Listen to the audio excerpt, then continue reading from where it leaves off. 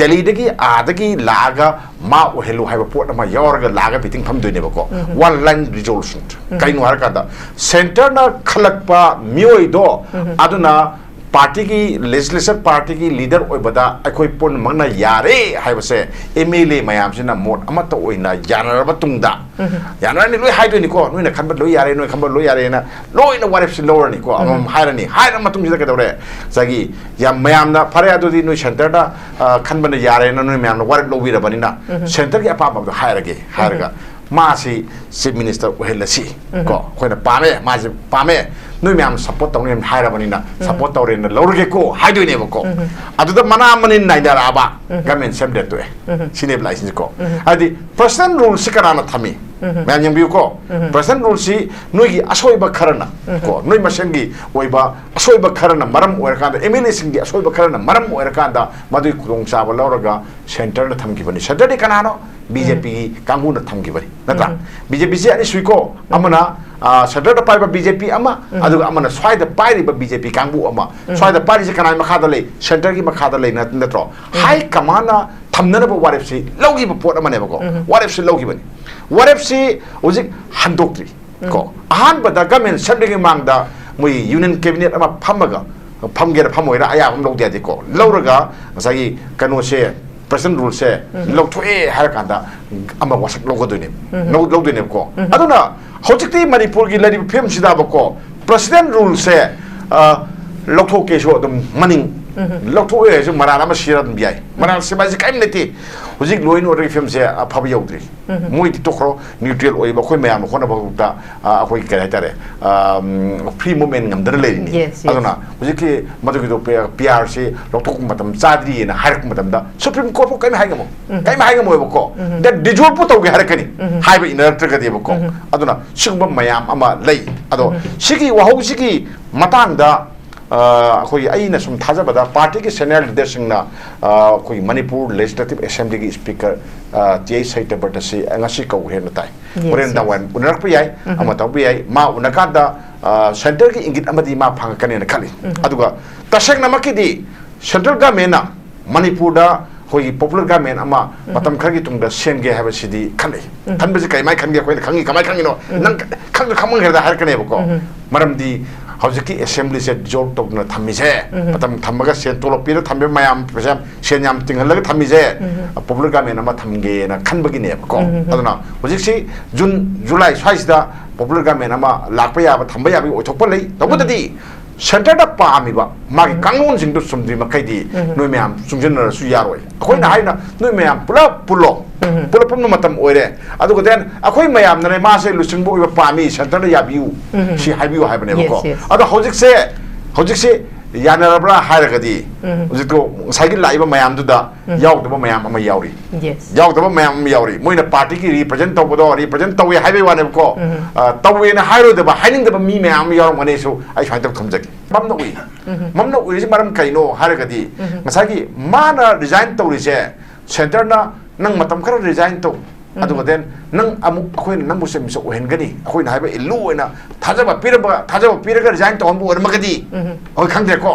adu de khangde aduga isang chamba khoi gi calculation da yeng taragadi maitai gi marakta MLA singi marakta mabu yada ba khaibok ma hena dei ko mana sem so uitaragadi gamen thugai ni haiba dagi natro ngasi gamen kairi se natro opposition mayam manga kha ka ba to na ning thoi ri se kai no moina mai pak ri se kai no ha ka da magi mayok te lep ki mayam ma de ko to aduna ne ko magi mayok te lep ki mayam du ngasi mai mana sangabra si position ne bi ko then atuga kanglok irang da ko awaba nangraba hai tare ko awaba nangraba mayam du gi marta ngai kuki gi MLA tara sina mabu sawut kadra mabu sawul kadra atu kadi mapum oina mabu sawul kan da yaga do motro mayam sadar ji yaga do ni sadar da tana basin gi do hai do ne ko ada hai is da another problem mayam ma create tor matam da di madu create tuna BJP da polum mehna oir kan ne ko aduna polum oga do mi da aina sem oir kan ne se ai ko mota aina mam oina hajwani ko adu oira kadi khoi kasu da paina tra phate se khoi kasu uji haiba nganmali haninga liti ko sile aduna Ojik moi mayam mugi manung da lairiba lusingbo oiningba mayam singdo thamoi teng thokno ai haje thamoi thamoi tang thong na biu ko adu to bu di leibaki lusing ba haiba se MLA khudimangna MLA khudimangna se misa oi ba yai di hai ne ba ko yai har ga su ya di yai constitution da yai MLA oi da yai MLA di to khro MLA oi da ba dum yai ba ko MLA sumoi oi da ba punse ki bol lep ta mi do adu so dum se misa oi ba yai ba ko party na bu yara ga di natra yai adu to bu di khujik ki tan pham da di Manipur se kanglu khudimak sing si khola ga sappa ngamba habati naga su pur ga sappa ngamba kuki su pur sappa ngamba mai ti su pur sappa ngamba sigi kanggu ma mi ma sange ba ko si pon ma ki mathakta ko mabu lengbanda dolai tonghalaga ko lengbanda hatoi ni ko CM je natra CM je adu mabu wa awang mafam da kahli do aina kahan banati mi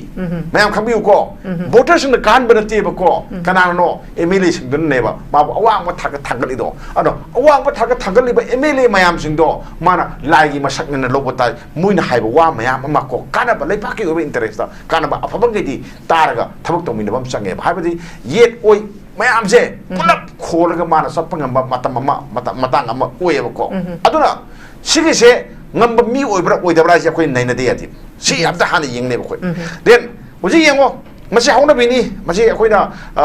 lo na ngangna ba phung ngangna bi wane ba ko aduna election ama general election ama 2027 da tawdoi ni hauzik si president rule adumak lairi ngai gi chairaka sida Anouba Leingakki ama lakpa si miyam na di pami adumang pu BJP gi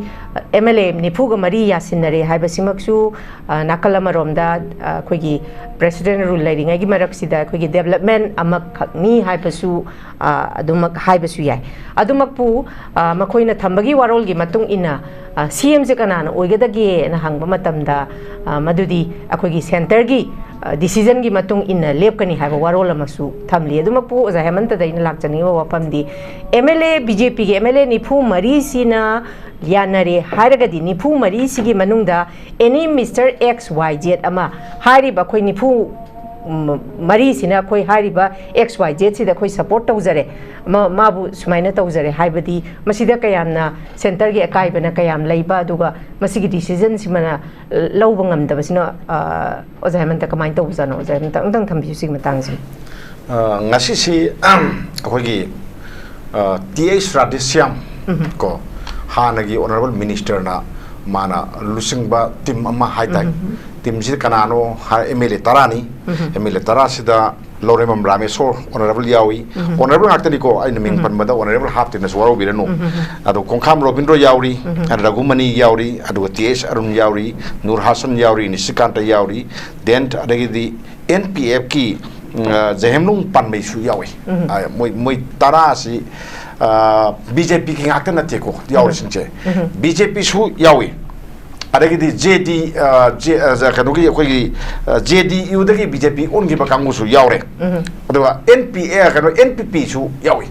ko shine bala singje habadi NDA gi partner oina laibum mayam gamen pabinda ba mayam namu ki pabinda mayam do adugi dugi punjalaga moi tarasi yawi ado ata yawa yaw da to khasi moina harisi ngasagi press kano mayam unabatu da Radishyam masamangna harise nipu mari sigi mob silaga moi tarana governor unabani haiba port ama hai ko ado hai ado mana hogi government ama shame gi haibagi stake claim to bodudi ma tobra togdabra haibasi tobugumbani hai mana ko gumbai siadi politics asi amlui adu then channel ama leiba ma proper channel ama legadam ni channel luda adu da mana gumbai na haibi ati no takpadi ngasigi unari do isam samna MLA tarana hojik leriba law and order gi phibam adu then Manipur gi miam na pressure mayam ama tori basigi matang da governor unaraga wari watai sabadu da gamen ama shanbagi ingiti ai piram bayai na haige adu gamen ama shemba yabagi lambi dudi nati na ai ahamba thamjage aduna madukariba moina lambi ama shembani madu stake claim to bani haidargadi aina yam samna harabada madu lali madu leiti aran bani na ai haileba ko maruina akoina yegduse stake claim to ba haidargadi yana hanbada khoi party ki president masasi yaune party ki president kanano hoji Manipur state unit ki president kanano e sadano oiri ko e sadano oiri ma yauraga party ki emulation sigi oiba mi pham ama phamgadi मिफमदुदा MLA अमबु मोइना party की कनो legislature party की लुचंबा खल्ले से mode अमतो इना यानगदबनी को division लेबा लेतबा मागी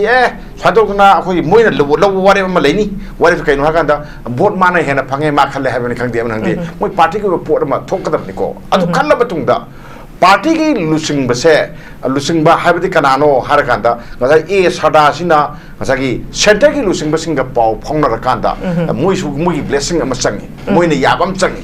मोइने यादगदि उपाय लिते नत्रा सिनेबको अदुगो लोइना मा मसामक यावना गजागी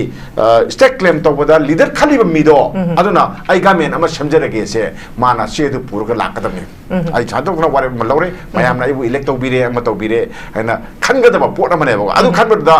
मसिंगी दगा किम लेते आद फाउम लेते एमएलए में आदि फाउम आर सबके थारा मोयबको अदुना अमनि सलगा दुम याय मसामक सलगा दुम याय आई स्वाइन तोरे कोलेन हारगा पार्टी की लुसिंग बा अमनि सलगा दुम याबा पोट अमनेबको सिलै अदुना ngasigidu adumak oidi ओइदबनिना स्टेट क्लेम नी हाइबसिमा यादरे गवर्नमेंट सेमगी नी हाइबसिमा यादी अदुगदि कदरे मोइना मीडिया दा हारिसिंदो कमाइना हारिनो हाइसे आई अंगकपमा आई अदम ओइको अंगकपमा ओइ अदो होय मयामगी डिमांड दी लेरे मयामना गवर्नमेंट अमा सेमु हाइबा पोट अमा डिमांड अमा लेरे डिमांड सिगा डिमांड सि यामी मखल यामी मियाम तरिबो डिमांड सि हौजि मणिपुर सि होय इसिंग असौबदा लेबग चप मानैको एंड देन कइनो हारगदा अखोगी नान की शिरोई लिली फेस्टिवल दा पाउमिसिंग कवरेज ललो सब नबगी तो सब नबगी बस टू द मणिपुर थाबद मुथल हारिबगी वाचो वाथो अमा लेको ngasi ju imphal isrom da porompat lom da porompat suthekta then adagi standard college da mairoi mayam le physics ke mai tha khungjang mayam ma sangna na tori se si arai ba am tanate khoina masi si yam lumna yengba matam ama oi ado governor की बहुत सिलगा हाइतारे chief secretary ना ngasi numdang waram si evening si clarification amadi akhoi thokpo iko ado thoiba clarification duna madu pen gadra peloidra sa kong sangje leba kokomi amuko le amuko si yor niko amuko yaw di haya ponte den atai organization me fox ki mayam yor mayam jing duna madu pen gadra peloidra pen thosi mar fai khara haira bani na gaina hairaga adra ingna tapna porokno khona bada yasanara si gaina lawraga di khangre na takadi irang ki adum lor du phim ma dei ne ko sini aduna gamen ama sembagi tangai phadaba lei miam da fawi miam ki pressure lei adla karigino noi emily mayam sina manipur se asuk yamna manipur lei miam su sitri kaigino haibagi wang mayam ama lai noi na wangang di natra wangang di kaino haga ngasaki manipur haiba wahai du muthatla bawta noi na wang ngang di kaino siniba mayam na pamidi emily mayam du thoraga governor ki get the protest of pame ko ado somna kadana kadore manipur da lei ba so mayam ado gaden misam mayam na governor se boycott tawri ado moina sanction la governor unaruni natra governor unaruni aduga government semgen taknaruni ne bako natra moi hai matung na die ado si yemong na badi thoi ko anyway ado miyam na pamba demand ama thabak to othok na bagi tabakta moina governor unare ado moi ready da leire hai bane bako ready da leire hai pau ta bada yam nungai basi kana no moina sai panbada tum yawi ne phuga mari 44 lei na hai bani ko lei basi da BJP की MLA Singh यावरे हानगी NDA की ma'am partner ma'am तो लोई यावी को NPF यावगनी अदो NPP यावगनी cinema को leader दी कना ओजोनो हागंदा Moina हाइबना leader दी अखोइना हाइबा याद्रे अखोइ party सिगी सनबी मतुंगिना हाइरे Moina BJP की कांगलोन मतुंगिना आदगी सेंटर ना ओयो हाइबा माफकदु अदुनो ओइगनी हाइबको अदुगा सीएमपी न ताई गवर्नर दा Okay. See ma PN tai aduda see the subject to correction niko aduda swana palli kai hainai ai madu do ai tasing namak chumbra hara gade ai khangde ko ado mina som hainer ko do ai tamjabui wane ko akoi gi honorable speaker se masigi se muina leader ohen ba pami ni haiba ingit amadi pi hai si da ma oina khalle haiba nati ko ohen ba pami haiba ingit amadi pi en haiba ko game nama se ba pame pama ka da dore akoi gi pami bayam sigi manungda kangbu kharana honorable speaker se कनुगी BJP की हाग दरा तकना government सेमुदर बे NDA की मणिपुर की ओइना legislature party की leader से मा ओहेन बे पामी आबे पोर्ट मदी हम नखै से सिमदिको अदो सिला कान सिदा लेजिस्लेचर पार्टी की लीडर खल्लब्रा लाइसको गवर्नमेंट नम समगे तारे खंदे आदे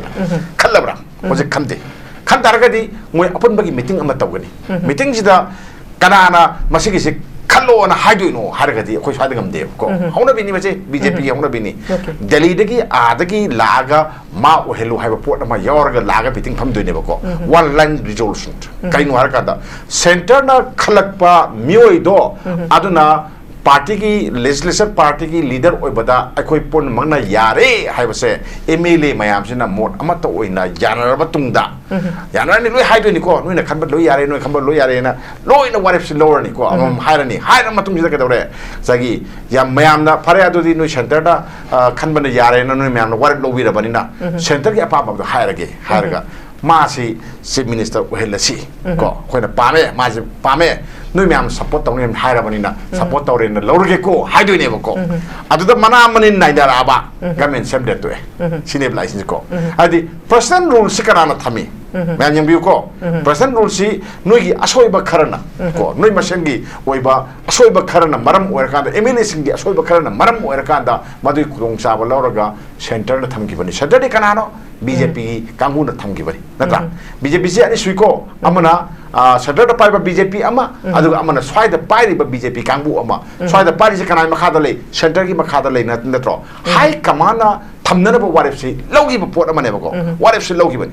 वारेफ से उजिक हंदोक्ट्री को अहान बदा गवर्नमेंट सेंटर मांगदा मुई यूनियन कैबिनेट अमा फमगा फमगेर फमोइरा अया हम लौदे दिको लौरगा सगी कनो से प्रेसिडेंट रूल से लौथोए हर कांदा अमा वासक लोगोदोने लौदोने को अदुना होजिकती मणिपुर की लरी फिल्म सिदा बको प्रेसिडेंट रूल से लौथोके सो दम मनिंग लौथोए जो मराना म सिरा दम बियाय मराना से बाजी काइम नेति होजिक लोइन ओर फिल्म से फब यौद्री मोइ तोखरो न्यूट्रल ओइ बखोय मयाम खोना बगुता अखोय के हाइतारे फ्री मूवमेंट ngam लेरिनी अदुना होजिकि मदुगि दो पीआर से लौथोक मतम चाद्री ना हारक मतम दा सुप्रीम कोर्ट को काइम हाइगमो बको दैट डिजोल पु तौगे हारकनी हाइबा इनरक्टर गदे बको अदुना सिगम मयाम अमा लै अदो सिगि वहौ सिगि मतंगदा अखोई अइना सुम थाजबदा पार्टी के सीनियर लीडर सिंगना अखोई मणिपुर लेजिस्लेटिव असेंबली की स्पीकर टीआई सैतबट से अंगसी कौहे नताई ओरेन दावन उनरप याय अमा तौबि याय मा उनकादा सेंटर की इंगित अमदी मा फांगकने न खाली अदुगा तशक नमकिदी सेंट्रल गवर्नमेंट मणिपुर दा होई पॉपुलर गवर्नमेंट अमा मतम खरगी तुंगदा सेनगे हाबे सिदी खनै खनबजे काइमाय खनगे खोइ खंगी कमाय खंगिनो नंग खंग खमंग हेदा हारकने बको मरमदी हौजिकी असेंबली से जोर तोकना थमिजे मतम थमगा सेन तोलोपीर थम्बे मयाम पेसम सेन याम तिंगलग थमिजे पॉपुलर गवर्नमेंट अमा थमगे ना खनबगिने बको अदुना हौजिकसी जून जुलाई स्वाइसदा पॉपुलर गवर्नमेंट अमा लाकपा याबा थम्बा याबी ओथोकपा लै तबददी सेंटर दा पामिबा मागी कांगोन जिंदु सुमद्री मखैदी नोय मयाम सुंजनर सु यारोय अखोइना हाइना नोय मयाम पुलो पुलपम मतम ओइरे अदुगो देन अखोइ मयाम नरे मासे लुसिंबो इबा पामी सेंटर दा याबिउ सि हाइबिउ हाइबने बको अदो हौजिकसे यानरब्रा हाइरगदी हौजिको साइकल लाइबा मयाम दुदा यावदबा मयाम अमा यावरी यावदबा मयाम अमा यावरी मोइना पार्टी की रिप्रेजेंट तौवे हाइबे वाने बको तौवेना हाइरोदबा हाइनिंगदबा मी मयाम यावरमनेसु आई फाइतब थमजकी हाबा राउंड सिदा थैंक यू वेरी मच ओजा जामंता नाकल मरोमदा हौजिक खुगी ओजा सांतनसु थंबिरिबा वरोलगी मतोंगिना खुगी हौजिक मणिपुर लेरिबा बीजेपी अदुगा सेंटर की बीजेपी अनीसी ब्रिज तौदना करिगुंबा खुगी अनौब लेंगाक अमा सेमी हाइना लौरसी सिगी मतमसिदा खुगी ngसागी रिप्रेजेंटेशन ऑफ द पीपल 1950 की मतुंग इन ngसागी खुगी चटलिबा मखोई तरा सिदसु खोई निफु सिदसु अदुम मखोगी मैते यावरी नगा यावरी मुस्लिम की सुदुमक यावरी मसिदा कुकी की मखोई तरा दी हजिक असेंबली हाना तौखिबदबो यावददन लेरे करिगुंबा मखोई लेंगाक सी खुगी पॉपुलर गवर्नमेंट अमा हंजले हाइना लौरसी मसिगी मतमसिदा मखोई तरा यावदना ngसागी हारिबा खुगी रिप्रेजेंटेशन एक सिगी मतुंग इना मखोई तरा से यावदना दुम अखुगी हजिक पॉपुलर गवर्नमेंट अमगी खुगी सीएम अमा खनबदा ओजा सिगी हाबदी मागी रिप्रेजेंटेशन सिगी मतंगदा खुगी कॉन्स्टिट्यूशन की मतुंग इना येंगबा मतमददी ओजा सिगी मतंगददी करी कमाइना काइबसे करी कमाइन येंबे अखुगी गवर्नमेंट अमा सेमबदा को अदुगा देन काउंसिल ऑफ मिनिस्टर्स सिंग हापदा अखुगी कांगलुपता इंफम मोरगा अमता हाप याति ओके को अदुगा देन अदगिदी कनोदा अखोगी लारिक हाइबा हाइतबा येंबा यादि काराइबा मीसिंदुदा जागी लीडर ओगदर मीदुना मागी टीम अमा सेमदोनि थबक तोमिनबा नुंगाइगदबा टीम अमा सेमदोनिबको अदुना देन शेड्यूल अखोई सेदा लैसिदि शेड्यूल ट्राइब लै शेड्यूल कास्ट लै अदगी देन इम्फाल ईस्ट लैनी वेस्ट लैनी थौबाल लैनी कक्सिंग लैनी नत्रा नोनी लैनी स्माइन तौदुना नगागी सुदुंगारे अवांगलमदा खुंदारिबा नगा मयाम माउ मरा मयाम लैरिको उखुलुमदा तांखुल लैरी स्माइन तौदुना लैरिबा मयाम अदगिदी कनो तमिंगलोमदा अखोगी कबुई जाति कबुई फुरुकी मी मयाम अमा तारी नत्रा स्माइन तौदुना सोथेगी अदुगी अदागीना अखोइना मसिगिसी पीबा याति अखोइनी येंदुसी कॉन्स्टिट्यूशन की मतुंगिना हारिदी Manipur गुंबा अपिकपा स्टेटदी अखोगी सिमिसा यारोगा तरागा निथोई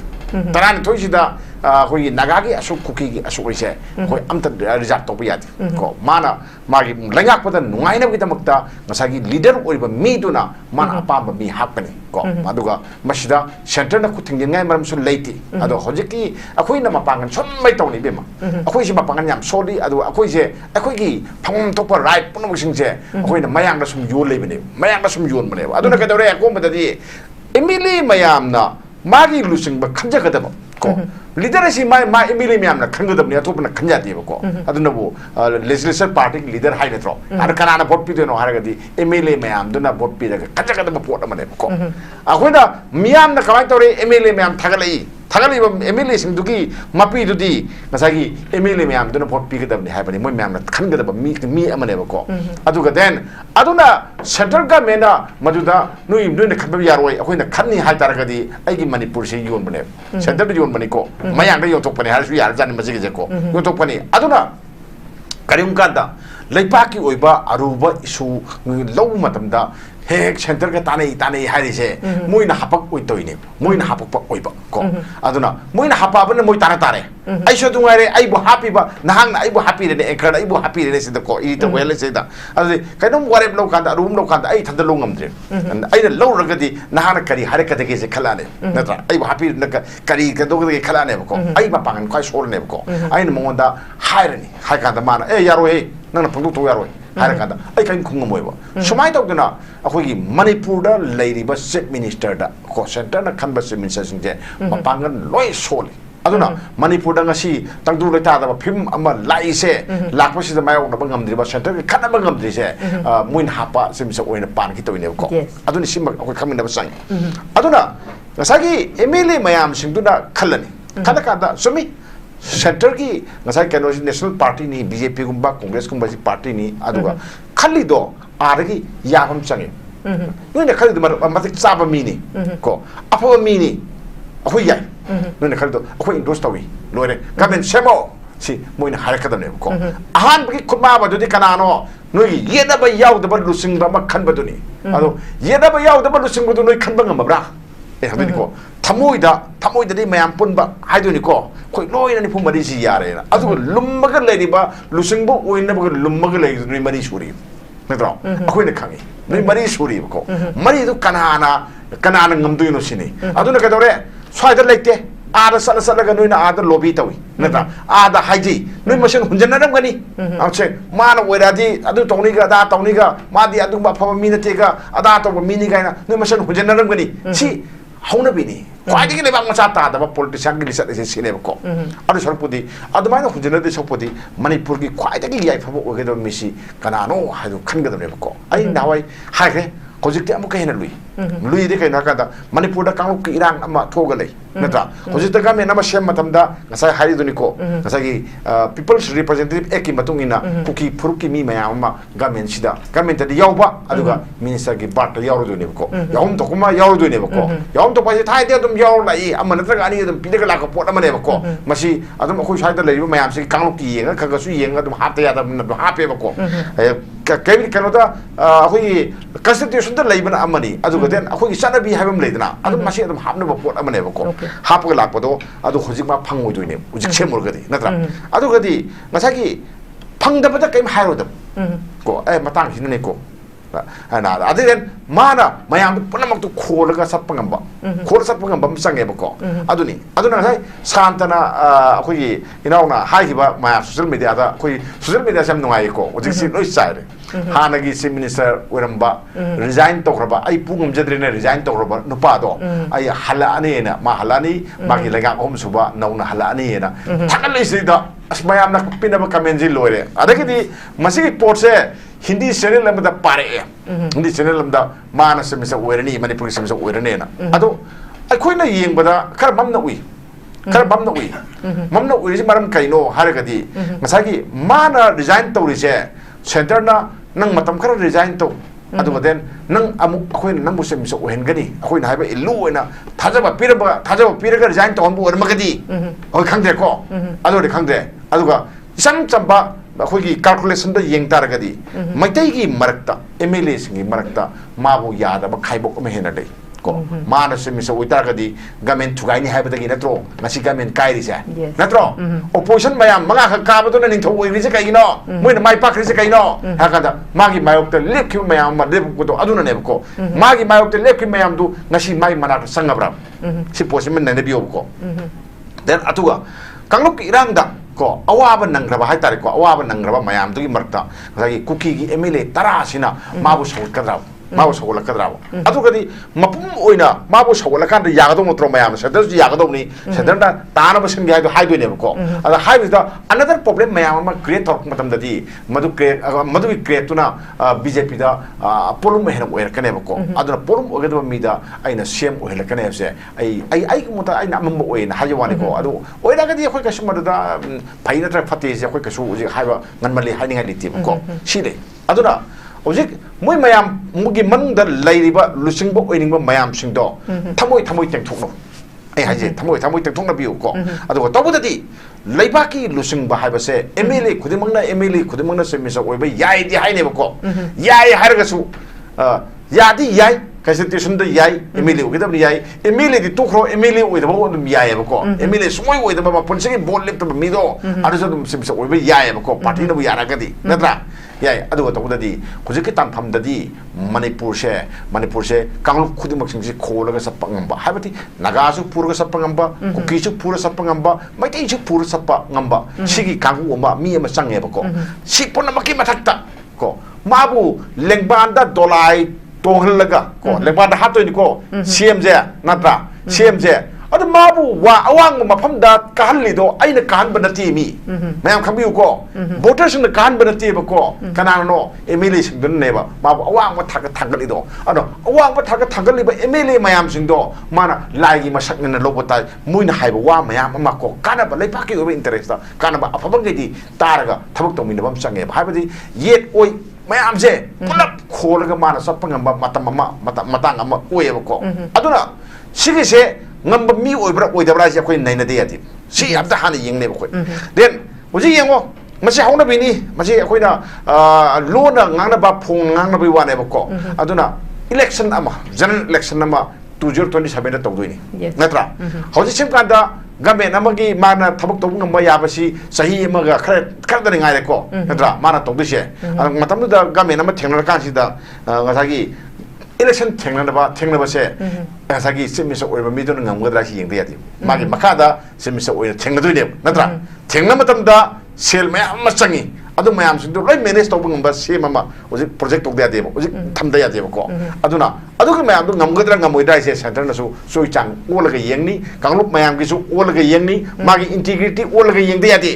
masi akoina haiba ingini iloi natra nawalok di harade hen kamai tawni sumda ja yam tawno khre ko chaida nawalok di harade tu eba ko aduna अखोई सेंटर का हाबदी माना हारिसी अखोई टीम इंडिया ना हारि नेबको टीम इंडिया जे कनो गुजरात सी मसकलो मतमदा अखोई nation जी दा हाइतारे को इंडिया दा बीजेपी ना रूल तो वा से मिसा मयाम से बै कौरिनी को और दाई थबक चिलेन सतया कोतेबो लोइ सतोइने सी मयाम से को अदर हाबदी मोइ टीम ममु इन लेगेदम नेबको टीम दु द मासे पुसन बा यागा दा सी यंगदे यादेबको देन अदगदी बीजेपी से कर्म पार्टी नो खंगमनी नत्रा बीजेपी द कर्म पार्टी नो खंगा party dogi masih ideologi do in mangamba mi tidak dia ko in mangamba Hindu tua do wera Hindu tua ini pari ko amo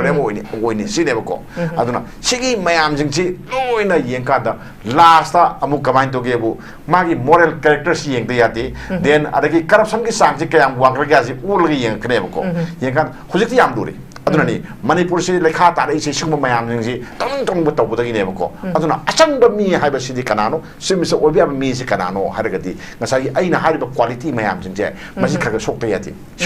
ko aduga then kwai phaba aduga aigumna lon ngang mangum hai tare ko hindi su phajana ngang amakaba english su phajana ngang amaktabu oregadi madu khator kani na adum minister oina layu adum harkane ko minister oina layu nang phaya ba khangi ado thabak tomina bada nungai roi adum harkane ba se chigma mayam si pathok tae ko aduna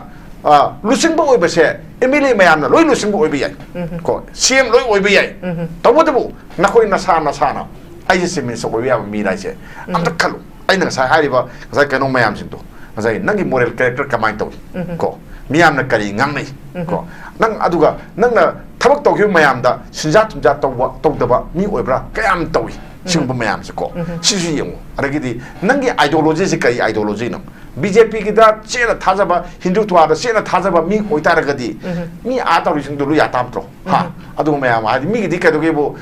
ek moi party da katok pani ek masai ojab sing party da katok pani aduna ka dore mapan da ka dore vote khomge khom to BJP ne de kari se aduna ne sina ne ko aduna akoi Manipur da di adu gi to leite aduna miyam bu khon ba kamba miyam na yaba lusingba ma thok taragadi mathangi 2027 da amuk gamen ma pai bagi khudong chaba leigani hojikte BJP si Manipur gi miyam na ok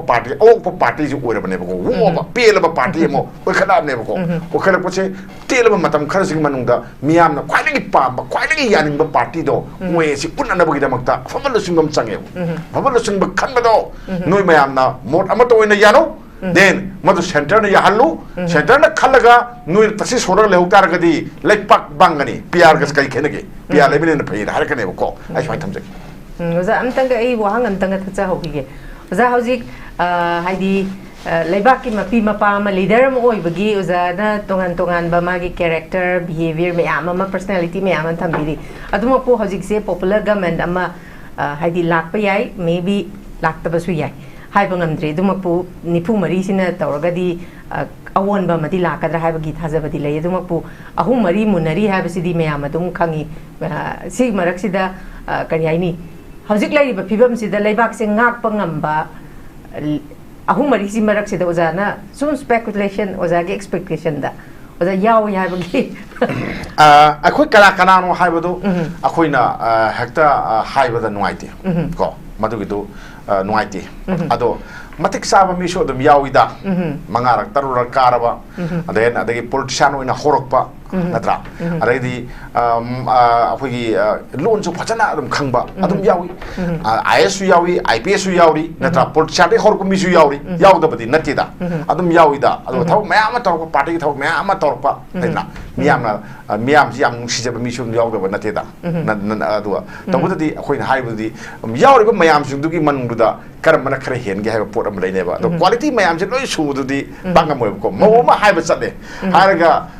ai imungi apamba mayam do loi sana bra fitorangadi adum awat pa yorong maneba awat pa sarug yaw neba ko ado isana khangadabne aina toriba thabak sidagi mana to thabak nadi kar di helise mana di helise mo masan khang thoi ko IPS amana mana torba thabak to adagi den atopa IPS am lakanda machine pa si thau phajana ngamba mi ne ma jo to thabak se to he na hai bisa dum hai ne ba khoi pangmi mar to chum khangi masigi pangmi sina khoi khadra ki pangmi ni adu masigi pangmi sina thabak sheng na to pangmi ni adu den phajama pang thokpung ba pangmi ni ga si khoi jo khangi dana sumai to dana moi mashal su khanga moi mashal se ikai khum na ba utpa ki tangai phataba am le ba ko ai yaw ti em ta hai roi yawi adu sum na khadu sinebko aduga kanabu hena phage haidudi aina madu uchi tamhamda haibiyati ko mamda an adjustment obisu yati ain he khairoboda ai mai mini man lekhre haidini ko natra khangi lai baki ru singbase mana oiragadi kitang phani na adum hainebko adum khangi ado akoina haibasu madu mate oide ado den madu gido party ki lusingba mayam leiri den ahalaman mayam RSS ki ahalaman mayam amna ꯀꯨꯞꯁꯦꯟ ꯁꯦꯟꯅꯔꯒ ꯂꯩꯔꯤꯅꯤ ꯀꯅꯥꯅ ꯀꯩꯗꯧꯔꯤꯒꯦ ꯁꯤ ꯁꯦꯟꯅꯔꯒ ꯂꯩꯔꯤꯅꯦꯕꯀꯣ ꯁꯤꯒꯨꯝꯕ ꯃꯌꯥꯝ ꯂꯩꯕꯅꯤꯅ ꯃꯣꯏꯅ ꯂꯦꯞꯄꯛꯄ ꯃꯣꯏꯅ ꯂꯧꯕ ꯗꯤꯁꯤꯖꯟꯗꯨꯅ ꯍꯦꯟꯅ ꯐꯅꯦꯅ ꯈꯜꯂꯦꯕꯀꯣ ꯑꯗꯨꯒ ꯑꯩꯈꯣꯏꯅ ꯄꯉꯥꯡꯗ ꯉꯥꯡꯉꯒ ꯌꯥꯄꯣꯟꯇꯦ ꯑꯩꯈꯣꯏꯅ ꯉꯥꯡꯉꯤꯕ ꯃꯌꯥꯝꯁꯤꯡꯁꯤꯁꯨ ꯑꯐꯕ ꯑꯃ ꯑꯣꯏꯅꯕꯒꯤꯗꯃꯛꯇꯅꯤ ꯂꯩꯄꯥꯛꯀꯤ ꯑꯐꯕ ꯑꯣꯏꯅꯕ ꯑꯩꯅ ꯀꯩꯗꯧꯗꯣꯏꯅꯣ ꯁꯤꯅꯤ ꯑꯩꯈꯣꯏꯅ ꯀꯩꯗꯧꯗꯣꯏꯅꯣ ꯁꯤꯅꯤ ꯃꯤꯌꯥꯝꯒꯤ ꯐꯖꯅ ꯆꯥꯎꯈꯠ ꯊꯧꯔꯥꯡꯒꯤ ꯊꯕꯛ ꯃꯌꯥꯝ ꯑꯃ ꯇꯧꯕꯤꯌꯨ ꯍꯥꯏꯕꯅꯦꯕꯀꯣ ꯆꯤꯡꯇꯝ ꯅꯨꯡꯁꯤꯅꯕ ꯍꯥꯏꯁꯤ ꯏꯕꯦꯝꯃ ꯇꯝꯄꯥꯛꯁꯤ ꯂꯪꯉꯒ ꯆꯤꯡꯗ ꯑꯩꯈꯣꯏꯒꯤ ꯂꯩꯈꯣꯝ ꯊꯣꯛꯄ ꯃꯐꯝꯗ ꯂꯩꯔꯒ ꯑꯗꯨꯒꯤ ꯃꯤꯌꯥꯝꯗꯨꯅ ꯇꯝꯕꯤꯕꯨ ꯅꯨꯡꯁꯤꯕ ꯍꯧꯅꯗꯦꯕꯀꯣ ꯑꯦꯝ.ꯑꯦꯜ.ꯑꯦ ꯅꯨꯡꯁꯤꯕ ꯍꯧꯅꯗꯦꯕꯀꯣ ꯅꯨꯡꯁꯤꯒꯗꯧꯗꯤ ꯀꯩꯅꯣ ꯑꯩꯈꯣꯏꯅ ꯇꯝꯄꯥꯛꯇ ꯐꯪꯉꯤꯕ ꯑꯐꯪꯕꯁꯤꯡꯁꯦ ꯑꯗꯨ ꯆꯤꯡꯗꯁꯨ ꯐꯪꯕ ꯇꯥꯏ ꯂꯣꯏꯅꯃꯛ ꯄꯨꯂꯞ ꯑꯣꯏꯅ ꯐꯪꯗ꯭ꯔꯒꯁꯨ ꯃꯥꯒꯤ ꯍꯤꯡꯕꯗ ꯆꯪꯕ ꯃꯆꯥꯛ ꯃꯌꯥꯝ ꯑꯃꯗꯤ ꯃꯣꯏꯁꯨ ꯑꯗꯨꯝ ꯐꯪꯍꯟꯕ ꯇꯥꯏꯕ ꯑꯗꯨꯒꯤ ꯐꯪꯍꯟꯕ ꯉꯝꯕ ꯂꯨꯆꯤꯡꯕꯗꯣ ꯌꯥꯝꯅ ꯇꯥꯡꯉꯦꯕꯀꯣ ꯑꯗꯨꯅꯦꯕ ꯍꯦꯛ ꯍꯥꯏꯔꯨꯅꯤ ꯂꯩꯕꯥꯛꯀꯤ ꯆꯥꯎꯈꯠ ꯊꯧꯔꯥꯡ ꯑꯃ ꯍꯥꯏꯔꯨꯅꯤꯀꯣ ꯑꯩ ꯀꯦꯟꯗ꯭ꯔꯗ ꯅꯠꯇ꯭ꯔꯥ ꯑꯩ ꯀꯦꯟꯗ꯭ꯔꯗ ꯀꯣ ꯍꯦꯛꯇ ꯍꯥꯏꯅꯤ ꯁꯥꯟꯅꯕꯨꯡ ꯁꯦꯝꯃꯦꯅ ꯑꯩ ꯀꯦꯟꯗ꯭ꯔꯗ ꯑꯗꯒꯤꯗꯤ ꯋꯥꯇꯔ ꯁꯄ꯭ꯂꯥꯏ ꯁ꯭ꯀꯤꯝ ꯑꯃ ꯇꯧꯔꯦ ꯑꯩ ꯀꯦꯟꯗ꯭ꯔꯗ ꯅꯠꯇ꯭ꯔꯥ ꯁꯤ ꯌꯥꯗꯦ ꯀꯣ ꯈ꯭ꯋꯥꯏꯗꯒꯤ ꯃꯔꯨꯗꯤ ꯃꯊꯧ ꯇꯥꯔꯤꯕꯁꯤ ꯀꯅꯥꯅꯣ ꯑꯗꯨꯅ ꯗꯦꯟ ꯆꯤꯡꯗꯁꯨ ꯁꯦꯝꯒꯅꯤ ꯁꯥꯟꯅꯕꯨꯡ ꯀꯔꯤꯒꯤ ꯁꯦꯝꯃꯣꯏꯗꯣꯏꯅꯣ ꯁꯦꯝꯗ ꯌꯥꯄꯣꯟꯇꯦꯕꯀꯣ ꯂꯝꯕꯤ ꯊꯣꯡ ꯀꯔꯤꯒꯤ ꯁꯦꯝꯃꯣꯏꯗꯣꯏꯅꯣ ꯇꯝꯄꯥꯛꯀꯤ ꯂꯝꯕꯤ ꯁꯦꯝꯃꯒ ꯀꯔꯤꯒꯤ ꯆꯤꯡꯒꯤ ꯁꯦꯝꯃꯣꯏꯗꯣꯏꯅꯣ ꯁꯤꯅꯦꯕꯀꯣ ꯃꯤ ꯇꯥꯔꯤꯕ ꯃꯐꯝꯗꯨ ꯅꯥꯟꯅ ꯊꯝꯕ ꯌꯥꯏꯗꯅ ꯁꯨꯃꯥꯏꯅ ꯇꯧꯗꯅ ꯑꯩꯈꯣꯏꯒꯤ ꯆꯤꯡ ꯇꯝꯁꯦ ꯊꯣꯡ ꯃꯥꯟꯅꯅ ꯌꯦꯡꯕ ꯑꯃ ꯆꯪꯉꯦꯕ ꯑꯗꯨ ꯅꯠꯇꯅ ꯀꯣꯏꯂꯥꯁ ꯊꯥꯗꯕ ꯃꯐꯝ ꯂꯩꯈꯣꯝ ꯂꯩꯅꯥꯡ ꯊꯣꯛꯄꯗ ꯂꯩꯕ ꯃꯐꯝꯗꯨꯅ ꯃꯐꯝꯗꯨꯗ ꯂꯩꯕ ꯃꯤꯗꯨꯅ ꯃꯅꯤꯄꯨꯔꯒꯤ ꯏꯟꯇꯤꯒ꯭ꯔꯤꯇꯤꯒꯤ ꯃꯇꯥꯡꯗ ꯉꯥꯡꯕꯗ ꯇꯥꯅꯤꯡꯗꯦ ꯍꯥꯏꯔꯛꯀꯅꯤ ꯁꯤ ꯅꯤꯌꯣꯝꯅꯤ ꯇꯥꯅꯤꯡꯗꯦ ꯍꯥꯏꯔꯛꯀꯅꯦꯕꯀꯣ ꯍꯧꯖꯤꯛ ꯐꯖꯅ ꯁꯦꯝꯃꯨ ꯀꯣ ꯃꯅꯤꯄꯨꯔꯁꯤꯅꯅꯦ ꯆꯥꯎꯈꯠꯄ ꯂꯩꯕꯥꯛ ꯑꯃ ꯑꯣꯏꯌꯨ ꯅꯠꯇ꯭ꯔꯥ ꯑꯗꯒꯤꯗꯤ ꯁꯦꯟ ꯊꯨꯝ ꯄꯥꯏꯗꯅ ꯊꯕꯛ ꯐꯪꯗꯕ ꯃꯤꯒ ꯂꯩꯍꯜꯂꯛꯇꯕ ꯑꯗꯩ ꯃꯈꯜ ꯃꯈꯥ ꯀꯌꯥꯒꯤ ꯊꯕꯛ ꯃꯌꯥꯝ ꯑꯃ ꯇꯧꯔꯒ ꯃꯤꯌꯥꯝꯒꯤ ꯊꯕꯛ ꯃꯌꯥꯝ ꯇꯧꯔꯀꯥꯟꯗꯕꯀꯣ ꯃꯥ ꯃꯊꯟꯇ ꯆꯣꯡꯊꯣꯔꯛꯀꯅꯦꯕ ꯑꯩ ꯃꯅꯤꯄꯨꯔꯅꯤ ꯍꯥꯏꯔꯛꯀꯅꯦꯕ ꯃꯅꯤꯄꯨꯔ ꯀꯥꯏ ꯌꯥꯔꯣꯏꯁꯦ ꯃꯣꯏꯅ ꯍꯥꯏꯔꯛꯀꯅꯦꯕ ꯑꯗꯨꯒ ꯍꯧꯖꯤꯛꯇ ꯃꯅꯤꯄꯨꯔ ꯄꯟꯕꯗ ꯌꯥꯅꯗ꯭ꯔꯤꯁꯤꯗꯤ ꯀꯩꯅꯣ ꯈꯪꯕ꯭ꯔꯥ ꯑꯩꯈꯣꯏꯒꯤ ꯂꯤꯚꯤꯡ ꯁ꯭ꯇꯦꯟꯗꯔꯠꯁꯦ ꯆꯤꯡꯗ ꯌꯥꯝ ꯁꯥꯊꯤꯅ ꯅꯦꯝꯈ꯭ꯔꯦꯕꯀꯣ ꯃꯤ ꯈꯔꯈꯛ ꯅꯨꯡꯉꯥꯏꯕꯩ ꯋꯥꯕꯁꯤ ꯎꯕꯁꯤꯗ ꯑꯩꯈꯣꯏ ꯁ꯭ꯋꯥꯏꯗ ꯎꯕꯁꯤꯗ ꯌꯥꯝ ꯅꯨꯡꯉꯥꯏꯕꯣꯏ ꯅꯤꯡꯕꯩ ꯋꯥꯅꯦꯕꯀꯣ ꯑꯗꯨꯅ ꯑꯩꯅ ꯁꯨꯃꯥꯏꯅ ꯇꯧ ꯊꯝꯖꯒꯦ Okay, thank you very much.